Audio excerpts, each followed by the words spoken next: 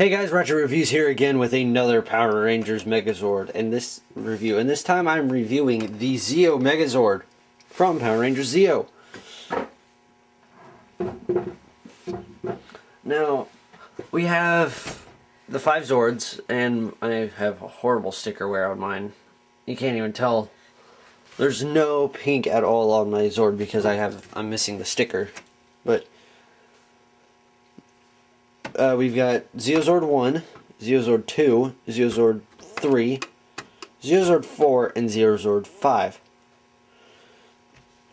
Now, Zeozord 1 is called a MOA, I think it is. I'm not really sure. I've heard other people calling it a MOA or Moai or whatever, but that's what that is. Zeozord 2 is called a Doku, or Dochu, or whatever, I don't know. Again, I'm just going by what other people have said. So, Zeozord 2. Zeozord 3 is, of course, a Sphinx, and he's very chrome. Zeozord 4 is Tauros the Bull. Zeozord 5 is a Phoenix, which is really cool. So, the thing is with these guys, they can... A little nifty feature in this mode, they can, if we just kind of have him flying off, as they would go into battle, the Zeozord 1s and Zeozord 2 have these little cables that would come out. And what you do is you pull out the cables by opening up the door, and then when you go to close the door, there's these 2 grooves. And then we'll let the cables come out. And Zeozord 1 goes on Zeozord 3. And there's that little peg right there, and there's this thing right here that goes in, just like that. Same here on this side, just snaps in. There we have that. Zeozord 2, same thing. You open up the front, and you got these cables to pull out and straighten out and get out of each other's way, and then you close the door up around them. And then, there you go. And now on Zeozord 3, there's these 2 little pegs right here that these will go into. Just like that. So now I get a good side view of this thing going on. We've got the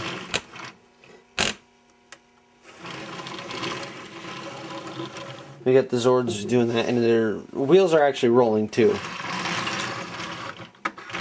So it's pretty. That's really nifty thing that they can do. Too bad there's like no posability in Tauros or the Sphinx, or no realistic posability in order for it to look like they're actually running in. That. So yeah, not very much else on this, except for also on the back of Zeozord 1 and Zeozord 2, there's this little yellow thing. All you do is just push it up, and cannons pop out. Do the same on number 2. I'm not going to show it because it's the same exact thing on the back. It's just now you have to actually rotate these cannons up, just like that. So now they're ready for battle. And then the Phoenix Zord just comes flying through. Okay, so now in order to get this into the Zeo Megazord mode, what you do is Zeozord 1 and Zeozord 2, you take off the cables and open it up, open up the door, and just try to shove the cables anyway in there, as long as they're out of the way of the door. It doesn't matter how you put them in.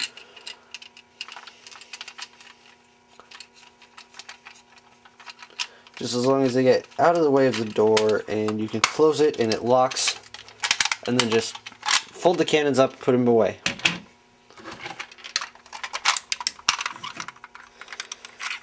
Same thing here. Just make sure they're out of the way of the door, like that, and they weren't. There we go.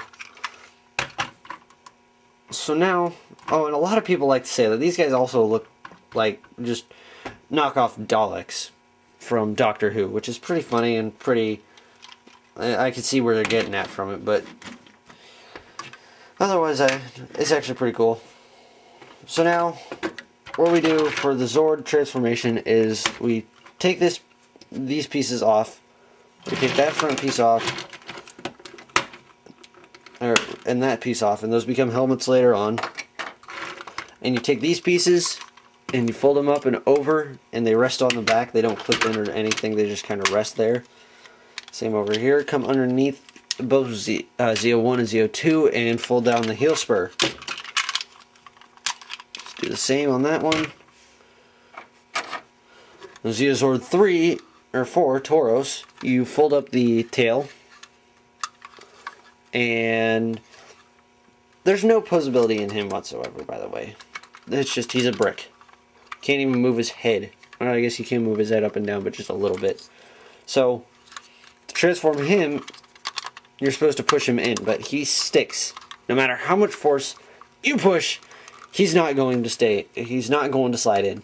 What you're supposed to do is you're supposed to take these little yellow bits that are on his back and pinch them together, and then he collapses in. And then so what you do is for Zeo Zord 1, you take his feet and you get him in there at just the right angle, so that way his feet are going underneath this little ramp piece, just like that, and snaps in. Do the same for this Zord over here, just snaps in. And we've got his waist. Next we do the Sphinx, which also all we get at it. He's got some posability. He can move his front paws backwards, and he can move his back paws in any number of directions, because those become his hands for Zeo Megazord. So now to get the Sphinx transformed, we split this back part in half. Which there's these clips right here are just used to securely keep that tightened in this mode. So I'm not too disappointed that both of mine are broken off right there and right there on them. So oh well. And then you take off his helmet, this piece, save that for later. Fold up the tail, and come around here, lift up the Sphinx head. And then take this black bit that it's resting on, this piece right here, and it just rotates down and snaps on. Then you straighten the arms out and rotate the claws down. Rotate it so that this piece is facing outward, and there he's now got an elbow, and then rotate out his fist. Do the same here. And fist. And then you just take these pieces and fold them up. And then there's this big gap right there and that spot right there that are just going to snap together. Like that. And now we're almost done with the Zeo Megazord. Last thing we do is we take the Phoenix and we take off his helmet piece. Fold up his feet. Open up this back connection, or this back door right here, and fold this down a little bit so you can get the wings stored away.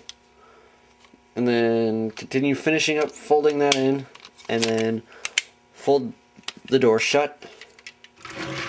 Come back around here. Now there's these two connectors. No, wait a minute. Yeah.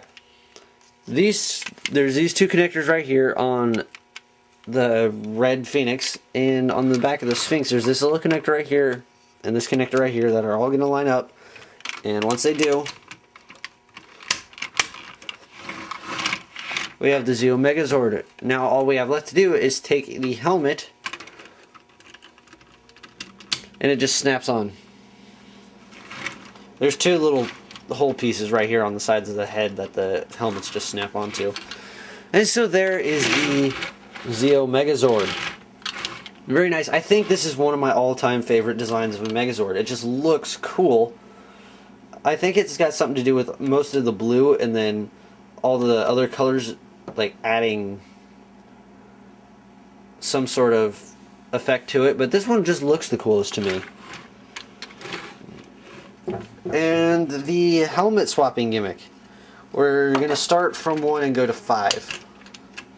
So, Zeozord 1 uses this helmet. What we do is we rotate the gun around, and there's now a visor for the Zeo Megazord.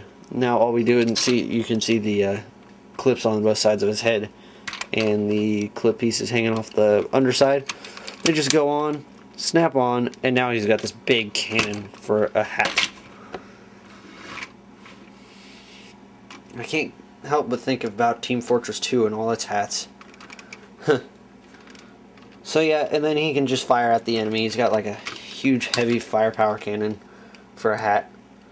So then set this one off to the side. Zeozord 2 uses this helmet, which this is what it looked like on the thing. Now we just stack those up and rotate it around, and it kind of has like an Ultra Magnus look to it from G1, so that's pretty nifty. And just the same, you just snap it all over, and it's got rocket boosters so he can fly and also shoot off rockets to kill the enemies with. So yeah, that's that helmet. These helmets are actually kind of hard to get off of his head. So Zeozord 3 uses this back piece of the Sphinx. What we do is we come up here, and there's this piece right here that folds around and makes his helmet, and then just connect that on. And now he's supposed to have telekinesis, so he can like use his hands and make this like a random object come flying up. Which, yeah, that was the Zeozord. There's the Zeo sword. So now we get that put away. Zeozord 4's helmet, where could that be? Didn't take off any parts from Zeozord 4. Oh, here it is. It's Tauros's head. You just turn it around, and there's a visor piece, and it just goes over the Zeo Megazord's head, and now he can ram objects. Yeah.